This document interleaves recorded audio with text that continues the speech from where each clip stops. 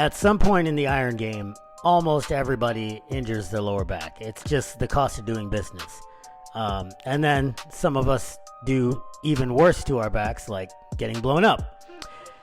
But we can't not train it. So today I want to talk about how to train around lower back injuries, but still train back.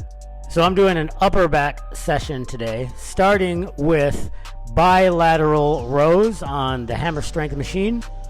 Why bilateral? Well, I can pull a lot heavier if I do one arm at a time.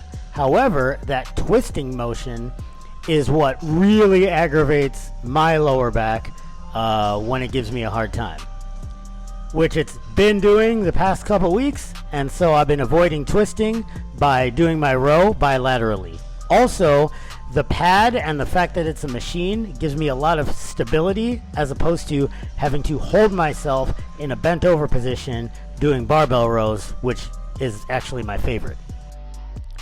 All right, so next, with back training, you generally want to pair a vertical pull with a horizontal pull because of the various angles of pronation that all the different muscles in your back have. Basically, it's a fancy way of just saying like lines of pull, right? How the muscles are arranged. So I could do pull-ups. I did for many years. I really prefer, now that I'm a bit more advanced of a lifter, the force curve on pull-downs. When I do pull-ups, often it's kind of cool because it makes my arms grow like weeds, but I don't really care about that anymore. I'd rather have big lats. So I usually stick to pull downs now instead of pull ups. All right, so that was the primary and the secondary movement. Now we're gonna move on to some rear delts, 2 accessories, okay? This is a reverse fly on the Pec Deck machine.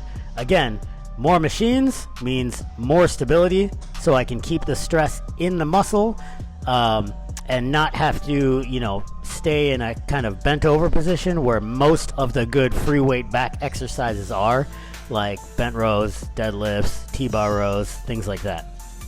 Now, this is an accessory movement specifically for rear delts because I've mentioned in the past that's kind of what I'm working on right now. It is definitely not a necessity for good back development. Your main back movements should generally consist of vertical and horizontal pulling for the most part. All right, now last for my second accessory, I did some cable rope facepulls. These work the rear delts, but also some external rotation of the shoulder.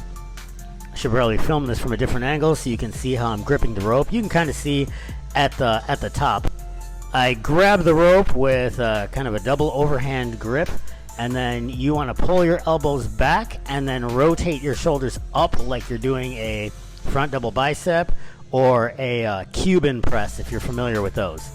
So similar format to my pressing video, 4 exercises, a primary, a secondary, and 2 accessory movements, a plate loaded machine as opposed to a free weight movement, and then the rest all machine movements so that we can avoid aggravating whatever lower back pain that we might be having during this training session. And we doubled up on the accessories to kind of make up in volume what we lacked in loading with the primary movement.